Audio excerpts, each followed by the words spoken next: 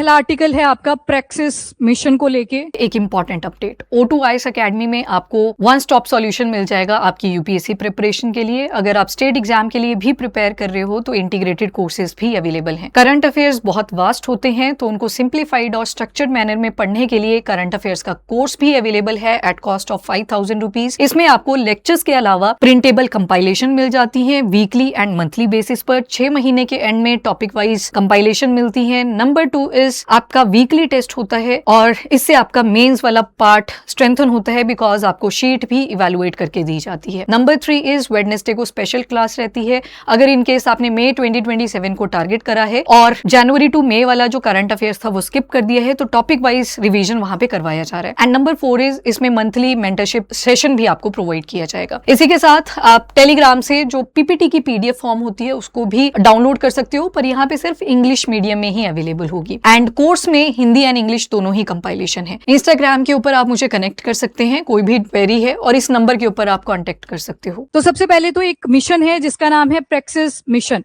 ये जो praxis mission है ये नासा ने अनाउंस करा है। नासा ने बोला कि इनोवेटिव एडवांस कॉन्सेप्ट हमने जो चला रखे हैं उसी के अंडर अब हम क्या करेंगे, जैसे प्लैनेट्स, जिन प्लैनेट्स के अराउंड क्या लगी होती है रिंग, वहां से हम कलेक्शन करेंगे सैंपल की। वो जो प्लैनेट होते हैं ना, सैटर्न आ गया, जुपिटर की भी एक थिन रिंग रहती है, तो जितनी भी ये रिंग्स अवेलेबल हैं वहां से हमने क्या करना है, सैंपल को कलेक्ट करना है। पर याद रखना ये जो प्रैक्सिस मिशन है ना ये भी के लिए थ्योरेटिकल है, ये भी पहले थ्योरेटिकल ही रहेगा। इसको टेस्ट करा जाएगा कंप्यूटर साइमुलेशन के जरिए। कंप्यूटर साइमुलेशन का मतलब होता है कि पहले कंप्यूटर्स पे ही करेंगे सारा अंडरस्टैंड कि कैसे हम इस मिशन को लॉन्च करेंगे देन कैसे यहां से सैंपल को कलेक्ट करेंगे, टच करेंगे सिर्फ और थोड़ा सा सैंपल उसके साथ अटैच हो जाएगा और वापस ले आएंगे। तो मतलब ये जो प्रैक्सिस मिशन है ये प्रैक्टिकल मिशन नहीं है, ये बिल्कुल थियोरेटिकल कॉन्सेप्ट रहेगा। तभी नासा ने बोला कि अंडर इनोवेटिव एडवांस कॉन्सेप्ट उसके अंडर हम इसको इंप्लीमेंट करने जा रहे हैं। ठीक है, तो ये थियोरेटिकल है, डू रिमेंबर, कोई ऐसा मिशन नहीं लॉन्च किया जा रहा अभी के लिए, अभी ये सिर्फ स्टार्टिंग ही है। तो अगर आपसे पूछा जाए कि क्या पहले कोई ऐसा मिशन नहीं हुआ जो सैंपल लेके आया हो फ्रॉम द रिंग्स, प्लैनेट की बात नहीं कर रहा, जो प्लैनेट के अराउंड रिंग बनी होती है उससे क्या कोई सैंपल नहीं लेके आया, तो आंसर है कोई भी नहीं है ऐसा मिशन अभी के लिए। कसीनी मिशन था, पर कसीनी मिशन ने अंडरस्टैंड करा कि इन रिंग्स के अंदर क्या क्या कॉम्पोजिशन है। वो जैसे मैंने आपको एक टर्म बताई थी, फंक्शनल यूनिट्स लगी होती हैं। किसी गैस की प्रेजेंस होगी तो आपको पॉपअप आ जाएगा कि मीथेन गैस प्रेजेंट है, हाइड्रोकार्बन प्रेजेंट है, पर सैंपल एज सच कहीं से भी हम आज तक नहीं लेके आए हैं। तो कसीनी मिशन को लास्ट में देखते हैं, पर उससे पहले ध्यान रखना प्रैक्सिस मिशन। प्रैक्सिस की फुल फॉर्म है planetary rings autonomous exploration with in Situ sampling. ठीक है, मेन फोकस रहेगा कि सैंपल हम वहां से कैसे लेके आएंगे, पर ये जो पहला फेज रहेगा इसका सिर्फ मेन फोकस है थ्योरेटिकल कॉन्सेप्ट के ऊपर। कंप्यूटर साइमुलेशन नासा अपने घर से करेगा, यानी कि अर्थ से करेगा, बाद में जाके इसकी प्रैक्टिकलिटी आएगी सामने जब ये कंप्यूटर साइमुलेशन प्रूव हो जाएंगे। अब कंप्यूटर साइमुलेशन किसी को नहीं है पता, तो जैसे एयरक्राफ्ट में पायलट जो होते हैं उनकी ट्रेनिंग पहले होती थी कन्वेंशनल मतलब सीधा आपको एयरक्राफ्ट में ही जाके बैठना पड़ेगा और वहां पे अंडरस्टैंडिंग बनानी पड़ेगी। फिर साइमुलेशन के लिए क्या किया, जो भी एयरक्राफ्ट की फील्ड में स्टडी कंडक्ट कर रहे हैं, एरोनॉटिक्स के अंदर हैं या फिर एयरफोर्स वाले हैं, तो उनके रूम्स के अंदर चेयर वैसे डेवलप कर दी गई कि आपको इंजन वगैरह की अंडरस्टैंडिंग वहीं पे बन जाए। वो भी तो एक तरह का साइमुलेशन ही था। अब बोला गया कि अब हम क्या करेंगे, टेक्नोलॉजी को इंटीग्रेट कर देंगे कि आप एक चेयर पे तो बैठे हो पर आपको आगे पूरा व्यू वैसा ही दिखाई देगा जैसे कि एक एयरक्राफ्ट से दिखाई देता है। तो वैसे ये जो कंप्यूटर साइमुलेशन रहेगा इसमें प्रैक्सिस मिशन के अंदर ये सेम चीज करेंगे कि हम कंप्यूटर सिस्टम पे देख लेंगे कि ये रिंग से सैंपल कैसे उठाना है। अब ये जो रिंग्स हैं ये भी कॉम्पोजिशन है गैसेस की। अब गैस के ऊपर आपको कोई चीज अगर डिप्लॉय करनी है तो वो तो पास आउट कर जाएगी ना आगे, तो यहाँ पे बोला कि सिर्फ टच करवाएंगे, सैंपल एक्सट्रैक्ट करेंगे और वापस उसके ऊपर लिख देंगे। पर अभी याद रखिएगा ये सैंपल कलेक्शन कैसे रहेगी, कंप्यूटर साइमुलेशन के जरिए। Objective clear? मिशंस के ऊपर देखें आपने पेपर्स में सवाल, तो इसको ठीक से प्रिपेयर करना है। तो ये नासा का मिशन है under innovative advance concept 2026। Phase 1 की फंडिंग पे अब फोकस किया जाएगा। फेज 1 में पूरा ये थियोरेटिकल कॉन्सेप्ट रहेगा, क्योंकि जब आप ऐसे सैंपल कलेक्शन कंप्यूटर साइमुलेशन के थ्रू भी करोगे तो पैसा तो लगना ही है, उस पर भी इंफ्रा तो आपको बनाना ही पड़ेगा, पैसा लगाना पड़ेगा। नेक्स्ट फर्स्ट मिशन होगा जो डायरेक्टली कलेक्ट करेगा sample from the planetary ring system. मतलब ये प्रैक्टिकलिटी को बोल रहा है, जब ये पूरा प्रूव हो जाएगा उसको एक टर्म देते हैं that is proof of concept. Proof of concept क्या रहेगा यहाँ पे, वो जो कंप्यूटर साइमुलेशंस कंडक्ट कर रहे हैं कि पहले अर्थ पे देख लेते हैं कि कैसे हम उस रिंग से सैंपल को कलेक्ट करके लेके आएंगे। और ह्यूमैनिटी ने यानी कि ह्यूमन बींग्स ने आज तक फिजिकली किसी भी रिंग से ऐसा कोई सैंपल पार्टिकल नहीं उठाया है। अब मैं वैसे ही बोलूं, अगर एक मिशन का नाम है ओसिरिस रेक्स, ओसिरिस रेक्स। अब एक ना एस्ट्रॉइड है, एस्ट्रॉइड मतलब बड़ा सा पत्थर है जो आपको स्पेस में मिलेगा, नाम है उसका बेनू, बेनू एस्ट्रॉइड। इस एस्ट्रॉइड से नासा सैंपल कलेक्ट करके लेके आया था, मतलब वहां पे टच करा, सैंपल उठाया, वापस आ गया, सैंपल को फिर स्टडी करा गया। तो एस्ट्रॉइड पे भी सैंपलिंग करी जा चुकी है, मतलब वहां से सैंपल कलेक्शन करी जा चुकी है। पर यहाँ पे जो बात हो रही है इस मिशन की, दैट इज अबाउट कि प्लैनेट के अराउंड जो रिंग प्रेजेंट है उससे हमने सैंपल को लेके आना है, जो कि अभी तक नहीं किया गया है। ठीक है, तो ये फॉर द फर्स्ट टाइम किया जाएगा प्रेक्सिस मिशन के अंडर। अभी इसका फेज 1 शुरू हुआ जो कि पूरा थियोरेटिकल रहेगा, जो प्रैक्टिकलिटी रहेगी वो सिर्फ कंप्यूटर साइमुलेशन तक रहेगी, वहीं पे देखेंगे कि क्या हमारे पास रिजल्ट निकल के आ रहे हैं। डन। फिर नेक्स्ट इज नीड क्या है, तो बोला कि एक मिशन हमने कसीनी मिशन भी कंडक्ट करा था, वहां पे अकेला नासा नहीं था, पहली बात, उसमें नासा भी था, यूरोपियन स्पेस एजेंसी भी थी एंड इटालियन स्पेस एजेंसी भी इंक्लूडेड थी। पर इन्होंने बाहर से स्ट्रक्चर को स्टडी करने की ट्राई करी थी, प्लैनेट्स की एटमॉस्फेयर कैसा होगा, सैंपल नहीं कलेक्ट करा गया था। तो मतलब रिंग्स के पास में तो एक और मिशन आपने जो वेडनेसडे को पढ़ा था, मून के पास था वो, वेरी गुड, वॉयेजर 1। वॉयेजर 1 अभी नवंबर में फिर से अपडेट आएगी। वॉयेजर 1 को भेजा हमने इंटरस्टेलर रीजन के अंदर, पर उसने क्या किया, जो बाकी के प्लैनेट्स है उनको भी स्टडी कर लिया, पर टच नहीं करा, सैंपल को कलेक्ट नहीं करा। तो ये यहां से डिफरेंशिएशन क्रिएट होती है। तो अभी के लिए कोई भी ऐसा मिशन नहीं हुआ है जिसने प्लैनेट्स की रिंग्स को सैंपल कलेक्शन के लिए किया हो, मतलब सैंपल कलेक्शन नहीं हुई है। बाहर से तो बहुत सारे मिशन आ जाएंगे फिर, जिसमें से वॉयेजर 1 तो आप स्टडी कर ही चुके हैं, एंड जो नए स्टूडेंट हैं आप रिवीजन वाली क्लासेस जब देखोगे तो आपको भी वॉयेजर दोबारा से दिख जाएगा। नेक्स्ट इज मेन क्वेश्चन क्या रहा कसीनी मिशन के बाद भी, कि सैटर्न रिंग के आसपास बहुत सारी डिस्कवरीज तो इसने कंडक्ट करी, वाटर आइस को फाइंड आउट करा, मॉइस्चर के अंदर कैसी ह्यूमिड कंडीशन है, सारी चीजों को स्टडी कर लिया, पर सैंपल कलेक्शन नहीं करी थी। प्लैनेटरी रिंग्स फॉर्म कैसे हुई, क्वेश्चन रह गया। इनका इवोल्यूशन कैसे हुआ, आज भी कैसे ये इवॉल्व होती जा रही है, उसके ऊपर क्वेश्चन मार्क रह गया। रिंग पार्टिकल्स ये मूव कैसे करते हैं, क्योंकि जब आप इन रिंग पार्टिकल्स को भी देखोगे ना, कुछ जो होते हैं वो प्लैनेट की तरफ को चल रहे हैं। जैसे मान लो ये प्लैनेट है, ये इसके बाहर से रिंग लगी है, सैटर्न की लगी होती है ना रिंग्स प्रॉपर, तो कुछ पार्टिकल जो होते हैं वो बाहर की तरफ चल रहे होते हैं, कुछ पार्टिकल जो होते हैं वो सीधे चल रहे होते हैं। तो यहाँ पे भी क्या ग्रेविटी का इन्फ्लुएंस इन रिंग्स के ऊपर रहता है, ये सारी चीजें अभी के लिए स्टडी नहीं करी गई हैं। पहले पार्टिकल्स की अंडरस्टैंडिंग बनाई जाएगी कि किस तरह के पार्टिकल यहाँ पे अवेलेबल हैं, उसके बाद जाके हमें पता लगेगा कि रिंग्स एक्चुअल में कैसे फंक्शन कर रही हैं। एंड कई जगह पे आप देखते हो थिन रिंग निकलती है कुछ टाइम के लिए प्लैनेट के अराउंड, उसके बाद गायब भी हो जाती हैं। तो ये अभी भी की क्वेश्चन रह गए हैं कसीनी मिशन के बावजूद भी। नेचर कैसा है सैटर्न रिंग का, तो मेनली ये कंपोज्ड है वाटर आइस का, मतलब वाटर के पार्टिकल्स होंगे इन द फ्रोजन फॉर्म। ठीक है, फ्रोजन फॉर्म में है। अब सैटर्न के अराउंड कैसे हैं, तो जब आप सोलर सिस्टम को देखते हो, ये सन आ गया, मर्क्यूरी, वेनस, अर्थ, मार्स, जुपिटर, सैटर्न, यूरेनस और नेपच्यून। जैसे आप दूर जाते जाओगे, बेशक ये सन के अराउंड रिवॉल्व कर रहे हैं, पर दूरी भी तो बहुत ज्यादा है। तो दूरी जब बहुत ज्यादा होगी तो टेम्परेचर उतना ज्यादा यहाँ पे आपको नहीं दिखता। तो जो रिंग होता है उसका मेन कॉम्पोजिशन आपको वाटर आइस की फॉर्म में मिल जाता है। एंड जो पार्टिकल साइज है वो माइक्रोस्कोपिक भी है और बोल्डर साइज, यानी हाउस का जितना साइज होता है ना, उतने बड़े बोल्डर भी इन रिंग के अंदर कंपोज्ड आपको मिलेंगे। डिफरेंट में आपको दिख रहा है, एक डायनामिक नेचर दिखाई दे रहा है कि छोटे पार्टिकल भी हैं एंड बड़े बड़े पार्टिकल भी हैं। तो इसी अंडरस्टैंडिंग को बनाने के लिए ये जो प्रेक्सिस मिशन है ये नासा ने अनाउंस करा।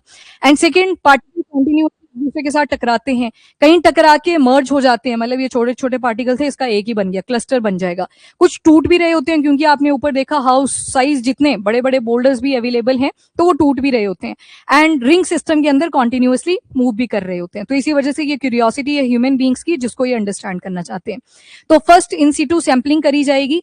एक होता है इन सीटू, एक होता है एक्स सीटू। इन सीटू और एक्स सीटू, इन इंडिकेट करता है जहां पे है कोई चीज वहीं से, एक्स सीटू इंडिकेट करता है जहां पे प्रेजेंट नहीं है, आप कहीं और ले गए उसको। तो इन सीटू का मतलब है रिंग के पास जाके मिशन लॉन्च होगा, वहीं से सैंपल को उठाया भी जाएगा।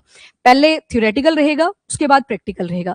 थ्योरी में प्रूफ ऑफ कॉन्सेप्ट आएगा, मतलब दिखाया जाएगा कि क्या हम इसको प्रॉपर्ली कर पा रहे हैं या नहीं कर पा रहे हैं।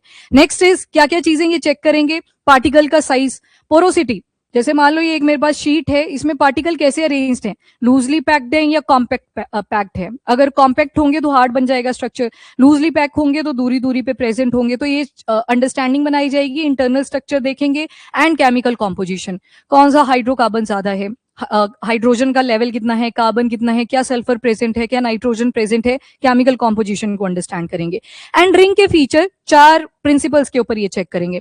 नंबर 1 तो आ गया डेंसिटी वेव्स, यहाँ पे मास पर यूनिट वॉल्यूम इसको आप बोलते हो, डेंसिटी जब आप कैलकुलेट करते हो तो मतलब ऊपर जो आपने कॉम्पोजिशन देखी उसी की अंडरस्टैंडिंग। नंबर 2 गैप्स कितने हैं पार्टिकल्स के बीच में, पोरोसिटी को इंडिकेट कर पा रहे हैं। प्रोपेलर्स, प्रोपेलर बिल्कुल सेम वैसा ही है जैसे कभी आपने ना रिवर का फ्लो देखा हो, या तो सीधा होता है या फिर बीच में एक बड़ा सा पत्थर आ जाता है तो रिवर क्या करती है, थोड़ी थोड़ी डाइवर्ट कर जाती है, पर एक टाइम आता है आगे आगे वो दोबारा से क्या करती है, अपनी एक पेस कैच कर लेती है। मतलब जहां पे ये पत्थर आ गया बीच में, उधर ही क्या हुआ, शेप में चेंजेस आए। फिर उसके अगर मान लो ज्यादा लेवल होता वाटर का तो इसके ऊपर से चला जाता, फिर भी आपको फ्लो जो होगा वो फील होगा कि साइड से निकल रहा है। फिर थोड़ी दूरी पे क्या होगा, इसका जो इन्फ्लुएंस है वो घटता चलेगा और आगे आगे पानी का जो फ्लो है फिर से सीधा हो जाएगा। यही शेप क्या बनती है, प्रोपेलर। तो वैसे आपको प्लैनेट्स के अराउंड भी दिखाई देता है कि एक तरफ तो आपका प्लैनेट है, मान लीजिए ये सैटर्न है, ये इसकी रिंग आ गई, और दूसरा रिंग के बाहर क्या आ गया, आपका स्पेस वाला पार्ट। इस स्पेस के अंदर बड़ी सारी चीजें होंगी, एस्ट्रॉइड्स होंगे, बड़े बड़े पत्थर के पार्टिकल्स होंगे। बीच बीच में क्या होगा, बीच में ये बिल्कुल सीधी होगी रिंग, और कई जगह पे आप देखोगे ये प्लैनेट की तरफ को जा रही हैं चीजें। ये जो शेप बनी बिल्कुल ऐसी बनेगी, और इसी शेप को क्या बोलते हैं, प्रोपेलर्स। तो इन्हीं को अंडरस्टैंड करेंगे। ये देख लो, ये रिवर का सीधा फ्लो, पर बीच में कुछ तो है और वो क्या कर रहा है, इनके पाथवे को डाइवर्ट कर दे रहा है। एंड इसके बाद नेक्स्ट लिखा है self gravity waves. Self gravity का मतलब है कि बीच बीच में यही पार्टिकल बहुत नजदीक आ जाते हैं, बीच बीच में यही पार्टिकल बहुत ज्यादा दूर भी चले जाते हैं। तो ये सारी अंडरस्टैंडिंग करी जाएगी with the help of a mission, that is praxis mission. देखो प्लैनेट, जब आप सोलर सिस्टम देखते हो ना, तो सोलर सिस्टम में इतने सारे प्लैनेट्स हैं, इतने सारे मतलब आपको याद ही है। ये सन आ गया, सन के अराउंड ही रिवॉल्व करेगा मरकरी, इसके ही अराउंड रिवॉल्व करेगा वेनस, मरकरी। हाँ बस यहाँ पे रुक जाओ, ये जो मार्स आ गया ना, इसके बाद एक बेल्ट आएगी, इसका नाम है एस्ट्रॉइड बेल्ट। अब ऐसा जरूरी नहीं है कि एस्ट्रॉइड बेल्ट के ही अंदर आपको बड़े बड़े पत्थर के पार्टिकल्स मिलेंगे, वो जा सकते हैं अर्थ की तरफ भी, वो आगे भी जा सकते हैं, डिपेंड करता है, इनकी चॉइस है। एस्ट्रॉइड बेल्ट बनी है प्रॉपर। इनको शुरू में आप क्या बोल देते हो, टेरेस्ट्रियल प्लैनेट्स, ठीक है। फिर आएगा जुपिटर, फिर सैटर्न, फिर नेपच्यून, ये सारे आगे आगे को, इनको क्या बोलेंगे, जोवियन प्लैनेट्स। अब यहाँ पे तो आपको रिंग्स नहीं दिखती हैं, तो हम किन की बात कर रहे हैं, इन्हीं प्लैनेट्स की बात कर रहे हैं। जुपिटर की भी एक हल्की सी रिंग दिखाई देती है, पहले उसका भी नहीं था पता, बाद में मिशन जब हम लॉन्च करते गए तो हमें पता लगा कि एक थिन रिंग किसके अराउंड होती है, जुपिटर के अराउंड भी। फिर उसके बाद आता है सैटर्न, सैटर्न की सबसे प्रोमिनेंट रिंग हमें दिखती है, नेपच्यून की भी बीच बीच में दिखती है, और मतलब इस तरह से आप क्या देखते हो कि बीच बीच में थिन रिंग्स आपको दिखाई देती हैं। अब क्या हुआ कि कुछ प्लैनेट्स में देखा गया कि रिंग तो है इनकी प्रेजेंट, सीधी नहीं है, पर वो सीधी कैसे है, फिर बीच में एक बॉडी है, बॉडी किस चीज की है, प्लैनेट की है, सैटर्न की है। बीच में ना ये रिंग के पार्टिकल इधर को जा रहे होते हैं, अंदर को जा रहे होते हैं, मतलब ग्रेविटी का कुछ ना कुछ इन्फ्लुएंस रहता है। तो इसी शेप को क्या बोला गया है, प्रोपेलर शेप। पर ये बनती क्यों है, तो उसको अंडरस्टैंड करना है, क्योंकि दूसरा जो फिनोमेना देखा गया वो सेल्फ ग्रेविटी वेव्स का भी देखा गया। सेल्फ ग्रेविटी वेव का मतलब है कुछ पार्टिकल कभी बहुत क्लोज आ जाएंगे एक दूसरे के, कभी प्रॉपर डिस्टेंस बना लेंगे, कभी मिसलेनियस भी रहेगा। तो इन्हीं चीजों को अंडरस्टैंड करेगा हमारा प्रेक्सिस मिशन। किसने लॉन्च करा, ये नासा, ठीक है। अभी इनोवेटिव है, इनोवेशन करी जाएगी, पहले पूरा याद रखिएगा इसको। फर्स्ट क्लोजअप ऑब्जर्वेशन ली जाएगी, मिलीमीटर टू सेंटीमीटर साइज के पार्टिकल हैं, और कसीनी इनको स्टडी नहीं कर पाया था, क्यों, क्योंकि सैंपल कलेक्शन नहीं करी थी उस टाइम पे। पर हमें पता लग गया कि डिफरेंट साइज के पार्टिकल्स एग्जिस्ट करते हैं, छोटे भी हैं एंड बड़े बड़े बोल्डर साइज के भी हैं। एआई पावर्ड रोबोटिक सिस्टम्स ये यूज होंगे, AI driven bio inspired robotic explorer. Bio inspired robotic explorer, robots के अंदर सेंसर लगे होंगे कि कोई अगर बायोलॉजिकल चीज अवेलेबल है तो उसका भी पता चल जाए। जैसे एक सबसे पॉपुलर प्लेनेट का नाम बताओ जिसके पीछे हम पड़े हुए थे कि देखते हैं जिंदगी है यहाँ पे या नहीं। मार्स, सारे दौड़े हुए थे, फिर क्रिटिसिज्म भी फेस करते थे कि अर्थ के ऊपर तो रखा नहीं कुछ रहने को, अब मार्स के लिए चले हुए हैं जिंदगी ढूंढने के लिए, कि एक्सप्लॉइटेशन कर दी वहां पे जहां पे ऑलरेडी सब कुछ अवेलेबल है। पर अब जा रहे हो आप टुवर्ड मार्स, तो वहां पे भी क्या बोला कि हमें लाइफ फाइंड आउट करनी है, तो बायोलॉजिकल सेंसर्स ऐड करे जाते हैं। आपने रोवर भेजा है उसमें, या फिर रोबोट भेजे हो तो उसके अंदर भी, ताकि वो फाइंड आउट किया जा सके कि कोई बायोलॉजिकल चीज अवेलेबल तो नहीं है। गैसेस प्रेजेंट होती हैं, मीथेन हो गया, carbon dioxide, limited quantity of oxygen भी अगर प्रेजेंट है तो वो इंडिकेट करने लगता है कि यहाँ पे लाइफ की अवेलेबिलिटी हो सकती है। इसके बाद ऑटोनमस नेविगेशन होगी, ये तो आपको दिख ही रहा है कि आर्टिफिशियल इंटेलिजेंस को जब आप इंटीग्रेट कर रहे हो तो यही फिर मैनेज करेगा। नेविगेशन रहेगी, कोलिजन अवॉइडेंस रहेगी कि टकराए ना हमारे रोबोट उनके साथ। टारगेट सिलेक्शन रहेगा कि किस एरिया से हमको प्रिसीजन सैंपलिंग करनी है, and real time scientific analysis इसमें अटेन करी जाएगी। तो आपको ये पर्पस ही दिख रहा है कि मतलब हाई टेक इसमें इंक्लूड करा जाएगा।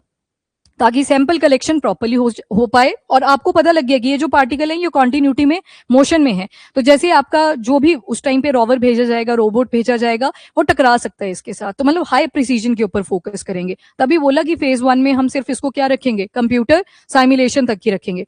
Touch and go sampling operation ये रहेगा। Touch and go already OSIRIS REx mission जो नासा ने कंडक्ट करा था एस्ट्रॉइड बेनू के ऊपर, उसमें भी यही प्रिंसिपल यूज करा था, टच एंड गो। सेम एक और एस्ट्रॉइड था जो जापानीज स्पेस एजेंसी है उन्होंने भी कंडक्ट करा था, हायाबुसा नाम से, तो उसमें भी सेम ही प्रिंसिपल यूज करा था, दैट इज टच एंड गो।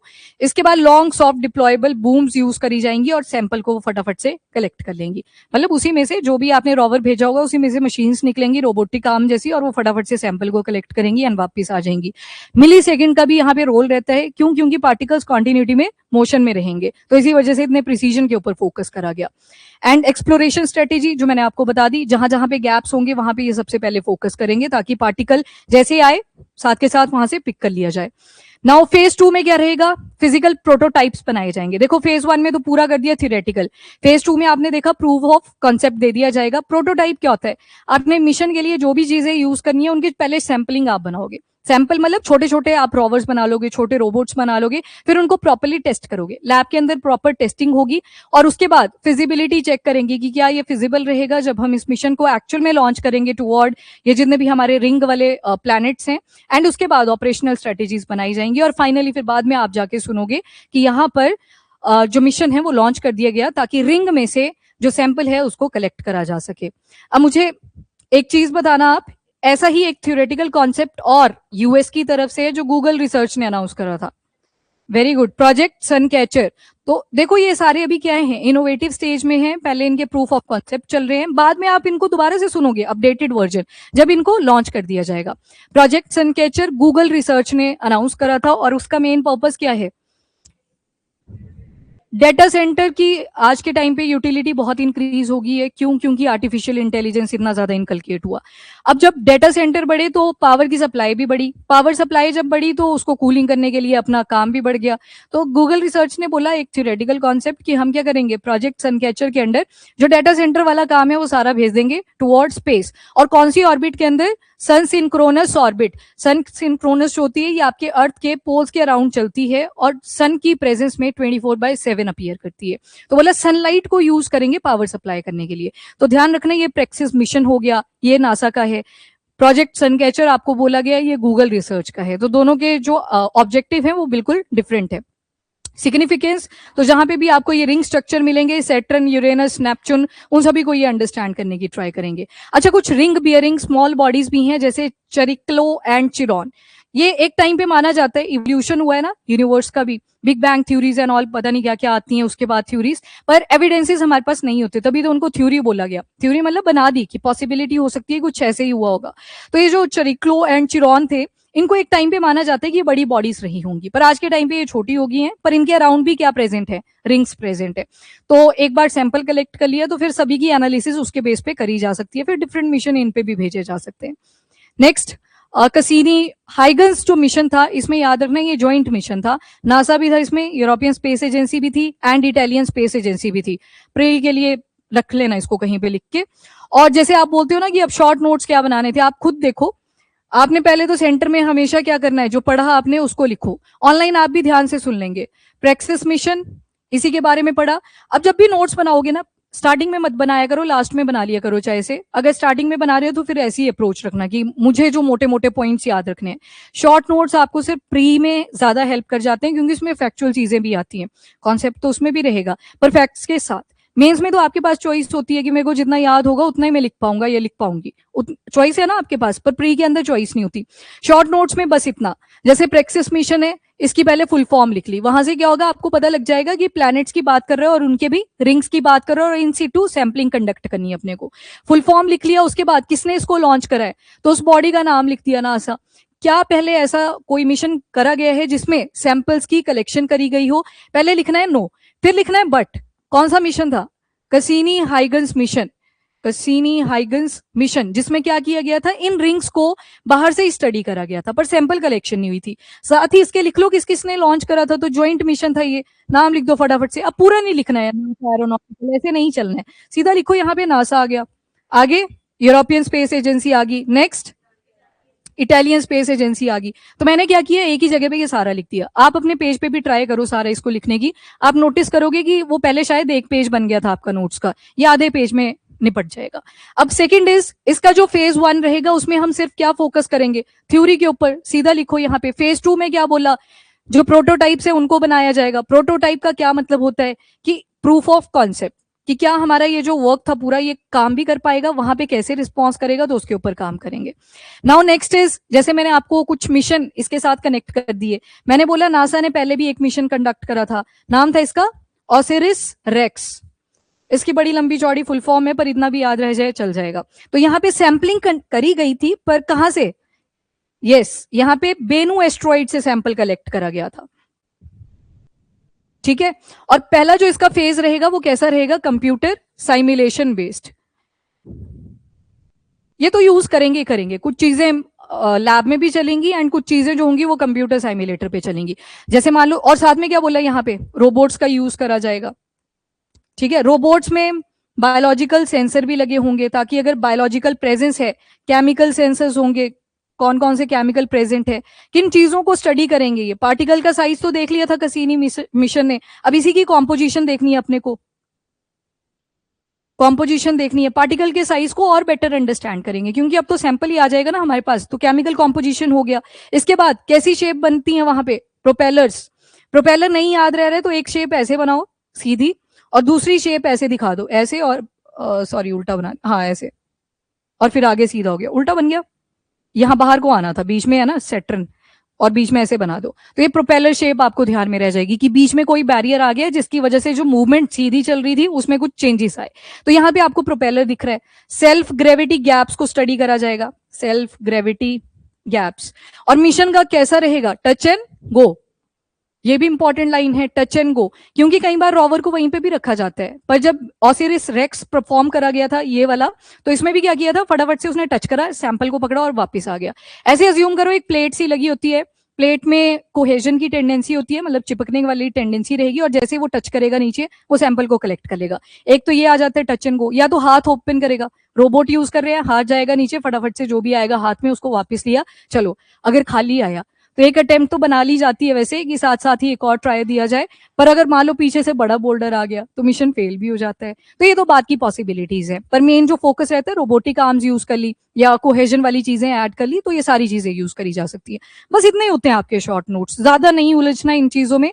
इतने से नोट्स बनाने थे आपको इस टॉपिक में से। नाउ सिग्निफिकेंस क्या है इसका, तो वो आपने दिमाग में याद रखना है कि आज तक नहीं करा, पर हमारी एक क्यूरियोसिटी है कि इस इवोल्यूशन को हम और अंडरस्टैंड करें। दो बॉडीज, वो जो रिंग बियरिंग है, चिरॉन आ गया, चेरिक्लो आ गया, तो ये भी साथ में लिख लो कि ये भी रिंग बियरिंग है। आज के टाइम पे छोटी है, एक तरह से साथ में प्रेजेंट है, रिंग इनके अराउंड भी प्रेजेंट है। पर एक टाइम पे माना जाता है कि इवोल्यूशन जब हुआ तो चीजें टूटी भी, कुछ कुछ जुड़ी भी, आपस में मर्ज भी हुई। तो इनको बोला जाता है कि एक टाइम पे बड़े साइज की हुआ करती थी। ये अज्यूम करा गया है, थ्योरीज हैं वो, कुछ तो हाइपोथेसिस ही होती हैं, मतलब बस बोल दिया, देखी जाएगी बाद में कि इसकी थ्योरी बन भी पाएगी या नहीं। पहले हाइपोथेसिस होती है, देन थ्योरी आती है, फिर आपकी प्रैक्टिकलिटी आती है। इसी सीक्वेंस में ये चीज चलती है। तभी बायो से है कोई, हाँ ठीक है। बायो में एक बड़ी पॉपुलर स्टेटमेंट होती है कि एक्सेप्शन इज ऑलवेज देयर। क्यों बोला जाता है, क्योंकि हम खुद अज्यूम करके पहले शुरुआत करते हैं, उसके बाद कई चीजें प्रूव होंगी, कई चीजों में हमें क्वेश्चन मार्क ही लगा रह जाएगा, पता ही नहीं लगेगा कि इसमें था क्या एक्चुअल में। बस इतने से नोट्स आपके प्रैक्टिस मिशन के बनने थे, लग गया पता। तो ये आपके नोट्स में इतना ही होना चाहिए। और एक प्रैक्टिस जो आप सभी ने करनी है, ऑनलाइन ऑफलाइन बोथ, वो ये कि जो भी हफ्ते में पूरे आर्टिकल्स हुए होते हैं, लास्ट में आपका एक नोट होना चाहिए कि कौन से आर्टिकल आज हुए, डेट वाइज डाला करो। कितने कर रहे हैं इसको प्रैक्टिस, 1 2 3, ठीक है। दिखाओ सारे फटाफट से ऊपर को करके, पिछले हफ्ते के दिखाओ कि वो स्टिकी नोट्स में कहां पे बनाए। हेडिंग्स बोली थी एक प्रैक्टिस करने को, ऑनलाइन आप भी सुन लो, जैसे आज डेट कितनी है, और सुधर जाओ। डेट देखो यहाँ पे 31 जुलाई, अगस्त शुरू हो रहा है कल से, 8वां महीना, मतलब आपका आधा साल भी जा चुका है, आधा साल प्लस 1 महीना और जा चुका है। तो अब थोड़े से सीरियस हो जाओ, ज्यादा मजे नहीं करने हैं। शोर आज आपने नहीं करा तो मुझे खुशी हुई, अब देखते हैं कल बाकी की स्टोरी। तो ये जैसे आज 31 है, तो आज पहला ही आर्टिकल आपने क्या किया, प्रैक्टिस मिशन। ये हर वीक के एंड में बनाने हैं। जैसे कल सैटरडे है, वीकेंड ही चल पड़ा आपका, कईयों का फ्राइडे से ही शुरू हो जाता है क्लास में, जैसे आज कुछ सीट्स खाली भी हैं। तो प्रैक्टिस मिशन डाल लिया, नंबर 2 पे जो भी आप स्कीम पढ़ोगे उसका नाम डाल लोगे।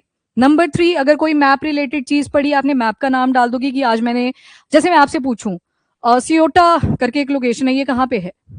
सियोटा, CEUTA, एक वायरल वीडियो अभी चल रही है। हाँ वेरी गुड, स्पेन। अब देखो यहाँ पे अफ्रीकन यूनियन आ जाता है आपका, यहाँ पे मोरक्को है, और ऊपर ऊपर स्पेन आ जाता है, पर एक टाइम पे कंट्रोल रहा है, कॉलोनीज बनी है, तो यहाँ पे बिल्कुल इस कॉर्नर पे लोकेटेड है, दैट इज सियोटा। तो अभी बहुत सारे मोरक्कन्स इस सिटी के अंदर आ रहे थे, तो उसको दिखाया ऐसे गया कि देखो मोरक्कन्स आ रहे हैं, पर एक्चुअल में अगर लैंडमार्क्स देखें तो ये अफ्रीकन यूनियन के अंदर आता है। स्पेन एक टाइम पे यहाँ पर रूल करके गया है, उसके बाद बोला कि ये हमारी ऑटोनमस टेरिटरी ही रहेगी। हाँ स्पेन का ही ऑटोनमस टेरिटरी है, स्पेन की है, पर अगर लैंड देखिए यहाँ पे मेन लैंड किसका है तो वो मोरक्को का ही है। तो ये ऐसे दिखती हैं आपको टेरिटरीज, बट एनीवेज ये वाली अभी न्यूज में बनी थी तो सियोटा। अब कोई चीज मैंने ऐसे रैंडम बोल दी, ओसिरिस रेक्स, वो मुझे नहीं था ध्यान में पहले, अभी याद आ गया पढ़ाते पढ़ाते, वो आपने नोट कर लेना है, ठीक है।